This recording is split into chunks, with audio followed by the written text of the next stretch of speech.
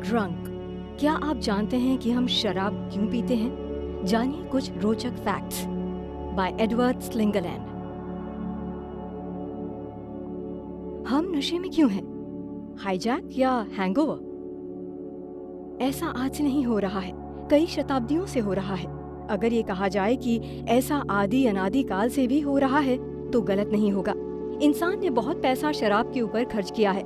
आज तो लोग थोड़े हिसाब से भी पैसे खर्च करते हैं। पहले के समय में तो लोगों ने शराब के लिए अपने घर जमीन तक बेच डाली थी। इसलिए संक्षेप में कहा जाए तो लोगों को शराब की लत आज से नहीं बल्कि कई शताब्दियों से लगी हुई है। लेकिन ऐसा क्यों है? हो सकता है कि कॉकटेल के बाद आपको बहुत अच्छा लगता हो, या फिर पीने के बाद आपको अनजाने भी अपने से लगते हो। ऐसा भी हो सकता है कि आप खुद की टेंशन को भूलने के लिए शराब पीते हो। अलग अलग लोगों के अलग अलग कारण भी हो सकते हैं। शराब के बुरे प्रभाव भी सभी को मालूम होते हैं। हमें पता होता है कि इसकी बुरी लत से हमें लीवर की बीमारी भी हो सकती है। हम ज्यादा पीने के बाद गाड़ी चलाते हैं, जिससे हमारा बुरा एक्सीडेंट भी हो सकता है। फिर भी हम पीना नहीं छोड़ पाते हैं। इन चैप्टर्स में हमें यही पता लगेगा कि आखिर इंसान पीने की शुरुआत क्यों करता है। ऐसा क्या राज है कि पीने वाला आदमी मौत तो चुन लेता है लेकिन शराब की लत नहीं छोड़ पाता। आने वाले चैप्टर्स में आपको ह्यूमन बिहेवियर के बारे में बहुत कुछ जानने को मिलने वाला है। इन चैप्टर्स में आपको और भी कुछ नया जानने को मिलेगा। पहला, स्पेन और इटली के लोग अल्कोहल कम क्यों पीते हैं। दूसरा, हमने शायद कृषि से पहले शराब की खोज क्यों की। तो चलिए शुरू करते हैं। इतना तो करीब करीब सभी को पता है कि अल्कोहल सेहत के लिए खतरनाक साबित हो सकती है। यही वजह है कि वैज्ञानिक भी इस बात को मानते हैं और कहते भी हैं कि इंसान के लिए शराब का स्वाद एक एवोल्यूशनरी एक्सीडेंट है। वैज्ञानिकों के अनुसार शराब एक ऐसी लत बन जाती है जो कि इंसानी दिमाग जानता है कि इसका कोई फायदा नहीं है, लेकिन फिर भी हम उसे छोड़ नहीं पाते हैं। लेकिन सवाल भी यही उठता है कि आखिर ऐसा व्यवहार एग्जिस्ट क्यों कर रहा है। इस तरह के और भी कई बिहेवियर्स हैं जिनके बारे में इंसान को मालूम होता है कि इनका कोई पर्पस नहीं है, लेकिन फिर भी उसे वो छोड़ नहीं पाता है। ऐसी इंसानी आदतों को दो कैटेगरीज में बांटा जा सकता है। पहला, हाईजैक और दूसरा, हैंगओवर। सबसे पहले हाईजैक को समझने की कोशिश करते हैं। इस बिहेवियर के बाद इंसान को कुछ न कुछ रिवॉर्ड मिलता है। इसका सबसे बड़ा एग्जाम्पल मास्टरबेशन और पॉर्न की लत है। इसे बारीकी से समझने की कोशिश करते हैं, लेकिन उससे पहले एक सवाल ये है कि क्या हो अगर बड़ी स्क्रीन पर पब्लिक प्लेस में पॉर्न चलने लगे। ऐसा ही कुछ थाईलैंड में हुआ है, वो भी पब्लिक प्लेस नहीं बल्कि संसद में। थाईलैंड में संसद में चल रही बहस को इसलिए रोक देना पड़ा था क्योंकि बहस के दौरान सामने लगी बड़ी स्क्रीन पर एक पॉर्न वाली पिक्चर लाइव हो गई थी। हालांकि ऐसी चीजें गलती से होती हैं, लेकिन ये गलती इशारा करती है पॉर्न की लत कहाँ तक पहुँच रही है। इसी के साथ अब आपको वो जनप्रतिनिधि यानी विधायक भी याद आ रहे होंगे जिन्होंने विधानसभा में मोबाइल पर पॉर्न वीडियो देखा था। अब आप खुद सोचिए कि क्या सेक्स और पॉर्न का नशा हो सकता है, और अगर हो सकता है तो ये ऑर्गेज़म की तरफ भागने वाला नशा इंसान को कहाँ लेकर जा रहा है। ये सब कुछ बुनियादी सवाल हैं, हमें जिनके बारे में सोचना चाहिए। मास्टरबेशन एक ऐसा टॉपिक है जिसके बारे में फैक्ट से ज्यादा अफवाहों का बाजार गर्म रहता है। ऑथर कहते हैं कि ऐसे ही एक अफवाह का सामना उन्हें भी करना पड़ा था। बात कुछ ऐसी है कि जब वो 11वीं क्लास में पहुंचे थे तब अचानक से एक उनके बारे में अफवाह उड़ी थी। उस अफवाह की वजह से क्लास के लड़कियों के सामने भी उनका मजाक बन गया था। अफवाह कुछ ऐसी थी कि ऑथर टिम चैलिस हफ्ते में कई बार मास्टरबेट करते हैं। हालांकि उस अफवाह में सच्चाई नहीं थी, लेकिन इस बात से उन्हें काफी परेशानी हुई थी।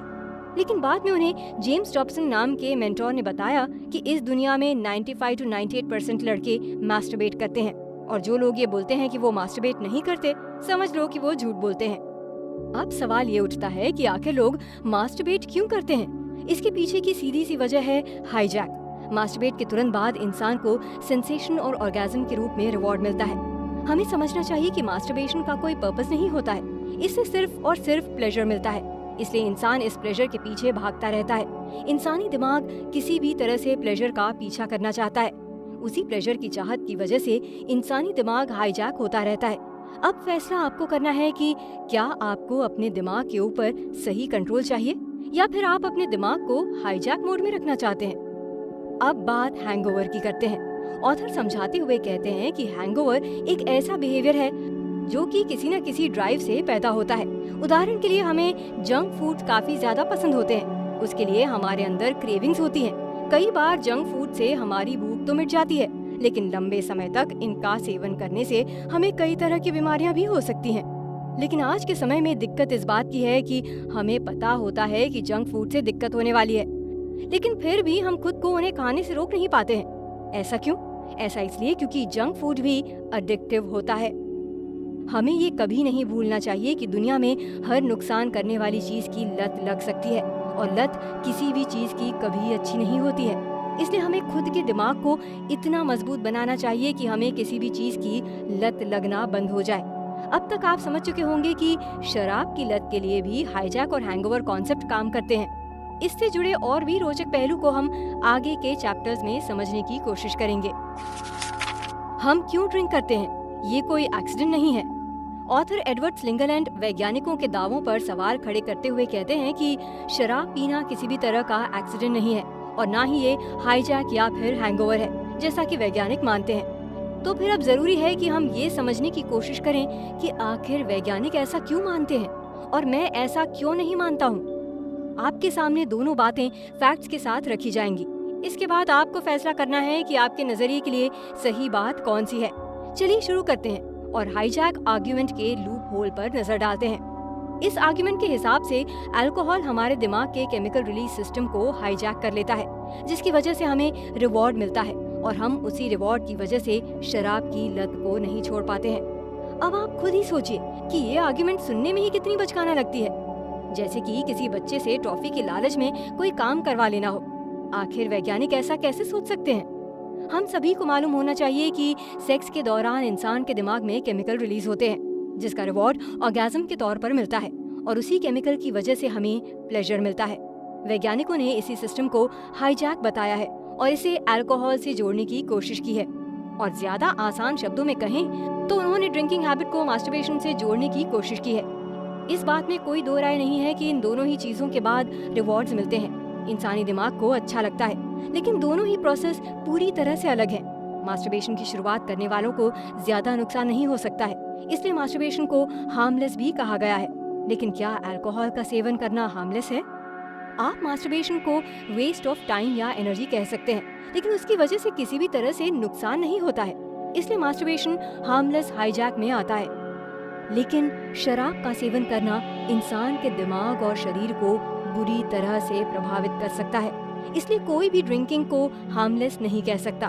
हम लोगों ने अभी तक काफी हाईजैक थ्योरी के ऊपर बात कर ली है, अब थोड़ी चर्चा हैंगओवर थ्योरी के ऊपर भी कर लेते हैं। ऑथर बताते हैं कि सबसे पॉपुलर हैंगओवर थ्योरी को ड्रंकन मंकी थ्योरी कहा जाता है।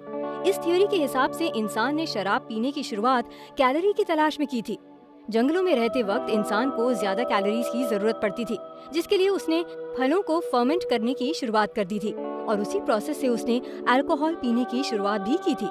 लेकिन अब सच्चाई ये है कि जंगलों में रहने वाले लोग फलों को ताज़ा खाने में भरोसा करते हैं, उन्हें कैलोरीज के लिए शराब की जरूरत नहीं पड़ती है। तो पूरी बात का मतलब साफ सा है कि इंसान हाईजैक की वजह से नहीं पीता है, ना ही हैंगओवर की वजह से पीता है, और ना ही शराब पीना कोई एक्सीडेंट है। तो फिर आखिर इंसान शराब पीता क्यों है? क्या आपको इस सवाल का जवाब मिल गया है? अगर नहीं तो आगे के चैप्टर्स में हम इस सवाल के जवाब की तलाश करने की कोशिश करते रहेंगे। लेकिन उससे पहले आपको खुद से भी सवाल करना होगा कि आपने शराब पीने की शुरुआत क्यों की थी, और एक बार पीने के बाद आप दोबारा उसके पास क्यों गए थे। याद रखिए कि कई लोगों को इन सवालों के जवाब खुद के अंदर ही तलाश करने होंगे। हम शराब क्यों पीते हैं? क्या इसके पीछे इकोलॉजिकल नीड्स जिम्मेदार हैं? जब ये सवाल पूछा जाता है कि इंसान शराब क्यों पीता है, तो शराब के शौकीन ये कहते हुए मिल जाते हैं कि शराब से इंसान को कई तरह के फायदे होते हैं। कई लोग तो कई बीमारियों का नाम भी बताने लगते हैं कि शराब पीने से बीमारियां नहीं होती हैं। हो सकता है कि उनकी बातों में कुछ सच्चाई हो, लेकिन इस बात को नजरअंदाज नहीं किया जा सकता है कि शराब की वजह से इंसान को नुकसान भी बहुत होता है। इसलिए अगर आप फायदे की बात कर रहे हैं तो आपको सोचना चाहिए कि क्या जितना नुकसान हो सकता है उसके बराबर फायदा भी होता है। ये सवाल खुद से पूछिए कि शराब से नुकसान ज्यादा होता है या फिर फायदा। अब फिर से जवाब तलाशने के सफर की शुरुआत करते हैं। सबसे पहले हम ये समझने की कोशिश करते हैं कि हम सभी एक स्पीशीज की तरह ही हैं। हमें इस दुनिया में जिंदा रहने के लिए सर्वाइवल के चैलेंजेस को पूरा करना ही होगा।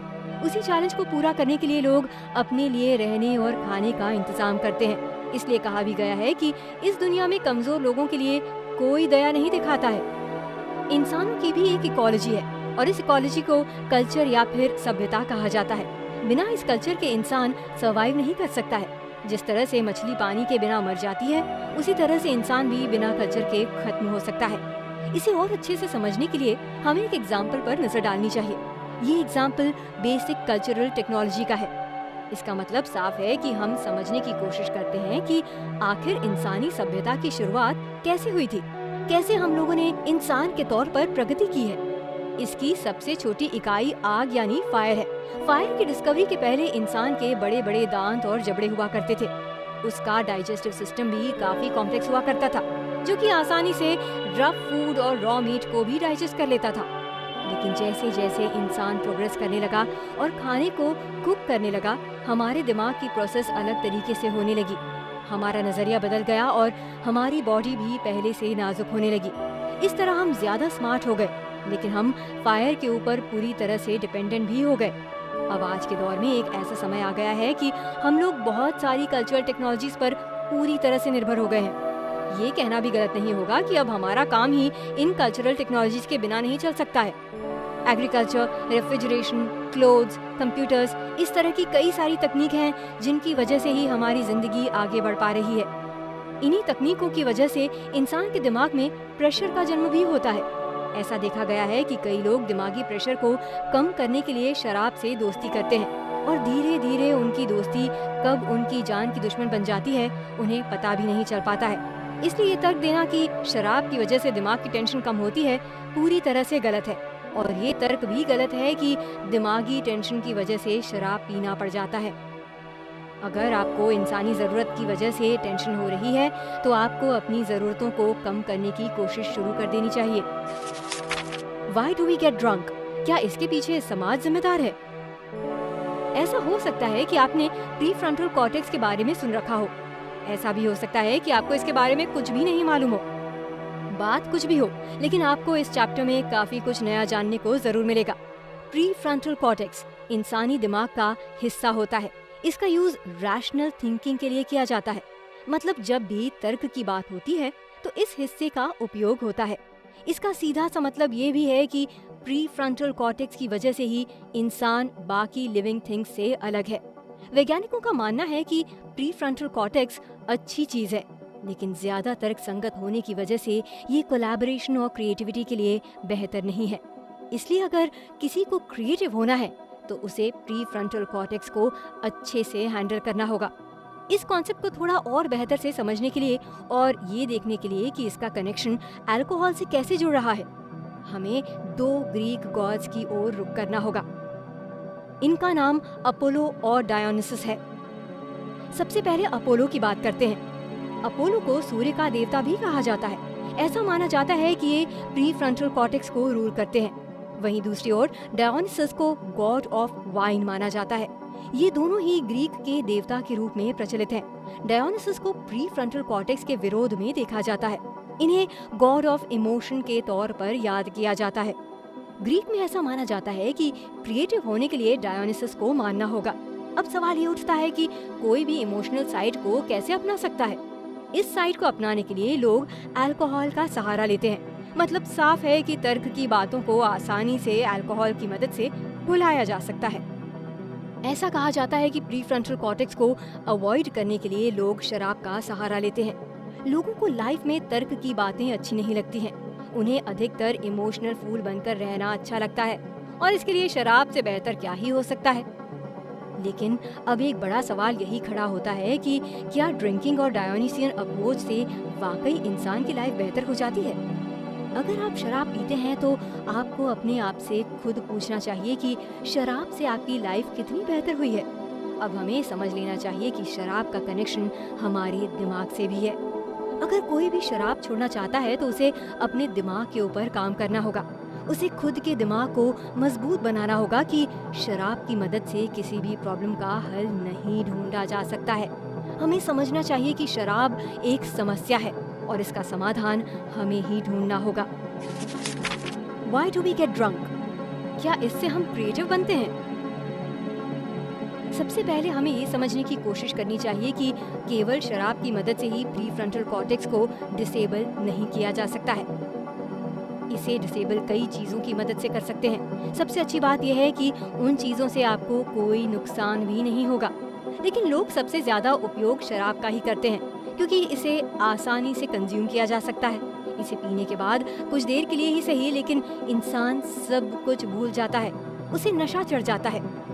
जैसा कि हम लोगों ने पिछले चैप्टर में डिस्कस किया था कि लोग ह्यूमन कनेक्शन आना चाहते हैं। ऐसा सिर्फ इसलिए है क्योंकि उनका मानना है कि अपोलो अप्रोच की वजह से लोग कुछ ज्यादा ही तार्किक हो जाते हैं। इसकी वजह से वो सेल्फिश भी बनने लगते हैं। वहीं डायोनिसस अप्रोच की मदद से उन्हें ह्यूमन कनेक्शन बनाने में मदद मिलती है। उन्हें अपने इमोशंस को बेहतर तरीके से समझने में मदद मिलती है और इसी कल्चरल डेवलपमेंट की वजह से वो लोग ज्यादा खुशहाल और क्रिएटिव बनते हैं। ज्यादातर लोग ऐसा भी मानते हैं कि इसी प्रोग्रेस में उनकी मदद ड्रिंकिंग करता है। क्या वाकई ड्रिंकिंग की मदद से लोग क्रिएटिव बनते हैं? इस जवाब की तलाश करने से पहले आप सोचिए कि आखिर बच्चे इतने ओपन, क्रिएटिव और ट्रस्टवर्दी क्यों होते हैं? उन्हें तो क्रिएटिविटी की कोई क्लास भी नहीं मिलती है और ना ही वो शराब पीते हैं। इसका सीधा सा जवाब ये है कि बच्चे के दिमाग का प्री फ्रंटल कॉर्टेक्स पूरी तरह से डेवलप नहीं हुआ होता है। प्री फ्रंटल कॉर्टेक्स ही दिमाग का वो हिस्सा है जिसे पूरी तरह से मैच्योर होने में काफी ज्यादा समय लगता है। इसके कई कारण हैं। उसे आप कई रिसर्च जर्नल्स में बारीकी से पढ़ सकते हैं। इस समरी को सुनने के बाद आपको प्री फ्रंटल कॉर्टेक्स के बारे में जरूर समझना और पढ़ना चाहिए। प्री फ्रंटल कॉर्टेक्स पूरी तरह से मैच्योर नहीं होता है। इसी वजह से बच्चे बहुत ज्यादा क्रिएटिव होते हैं। इसी वजह से उनके अंदर आउट ऑफ द बॉक्स सोचने समझने की शक्ति बड़े लोगों से ज्यादा होती है। इसलिए हमें भी अपने अंदर की क्रिएटिविटी को बढ़ाने के लिए अल्कोहल का सहारा नहीं लेना चाहिए, बल्कि हमारी कोशिश रहनी चाहिए कि हम अपने अंदर के बच्चे को जिंदा रख सकें। आज के बाद से कोई आपसे कहे कि बड़े हो जाओ, तो उससे कह दीजिएगा कि नहीं, अभी आपको बच्चा बने रहने में अच्छा लग रहा है। इसी के साथ ही साथ इस मिथ से भी बाहर निकलिए कि शराब पीने से क्रिएटिविटी बढ़ती है। ऐसा बिल्कुल भी नहीं है। शराब पीने से क्रिएटिविटी कभी नहीं बढ़ती है। Why do we get drunk? क्या इस चैप्टर में कुछ नए फैक्ट्स के बारे में पता चलेगा? इस चैप्टर से पहले हम लोगों ने इस बात को समझने की कोशिश की है कि क्या शराब पीने से क्रिएटिविटी बढ़ती है और लोग क्रिएटिविटी के लिए शराब क्यों पीते हैं। लेकिन हमें ये पता चल चुका है कि शराब का इनडायरेक्ट कनेक्शन क्रिएटिविटी से जरूर है, क्योंकि शराब की मदद से प्री फ्रंटल कॉर्टेक्स को अवॉइड करने में मदद मिल सकती है। इस बात की खुशी पीने वाले मना सकते हैं, लेकिन उन्हें समझना चाहिए कि शराब की वजह से उनके शरीर और दिमाग को कितना ज्यादा नुकसान होता है। हम सभी व्हाट्सएप पर फॉरवर्ड किए गए उन अजीब से मैसेजेस से परिचित होंगे जिनमें सीमित मात्रा में शराब पीने से हार्ट और किडनी को फायदा पहुंचने की बात लिखी होती है। लेकिन एक नई स्टडी ने इस दावे को सिरे से खारिज करते हुए ये खुलासा किया है कि हल्के से माध्यम शराब पीने से भी ब्रेन को नुकसान होता है। अमेरिका की यूनिवर्सिटी ऑफ पेंसिल्वेनिया की रिसर्च द्वारा की गई इस स्टडी में 36,000 से अधिक वयस्कों के आंकड़ों का उपयोग करते हुए दावा किया है कि रोजाना 1 या 2 पैग शराब पीने से भी व्यक्ति के दिमाग में 2 साल के बराबर का परिवर्तन होता है। रिसर्चर्स का कहना है कि अधिक शराब पीने वालों के दिमाग की संरचना और आकार यानी स्ट्रक्चर और साइज में भी बदलाव होता है, जिससे उनकी मेमोरी पावर कमजोर हो जाती है। इसी के साथ साथ आपको बता दें कि साल 2020 में दुनिया भर में शराब पीने के बाद हुई हिंसा या दुर्घटना में 33 लाख लोगों की मृत्यु हुई है, यानी हर 10 सेकंड में एक मौत। क्या इंसान को क्रिएटिविटी बढ़ाने के नाम पर इतना बड़ा नुकसान झेलना चाहिए? इस सवाल के जवाब के लिए आपको खुद की आत्मा को झकझोरना होगा। कुल मिलाकर आपको खुद से सवाल करना होगा कि क्रिएटिविटी के नाम पर आप शराब का सेवन क्यों कर रहे हैं। इसी के साथ आपको बता दें कि कई लोग आपको शराब पीने के लिए मोटिवेशन देने का काम करेंगे। वो आपको बियर बिफोर ब्रेड थियरी से रूबरू करवाएंगे। इसके पक्ष में आपसे कहेंगे कि बियर का जन्म आज से नहीं हुआ है, बल्कि इसका जन्म आज से 10,000 साल पहले एग्रीकल्चर से ही हुआ था। इसलिए इंसान को अल्कोहल पीनी चाहिए। लेकिन आपको याद रखना है कि खुद को इस तरह की बातों से बचाना भी एक चैलेंज है। अगर आप इस चैलेंज को सफलता के साथ कंप्लीट कर लेंगे तो आप खुद को शराब से दूर भी रख पाएंगे। यही सबसे बड़ा सवाल आपके सामने खड़ा हुआ है कि जब 10 में से 7 लोग शराब का सेवन कर रहे हैं तो आप खुद को कैसे बचा सकते हैं? इस सवाल का जवाब तलाश करने की जिम्मेदारी आपकी ही है।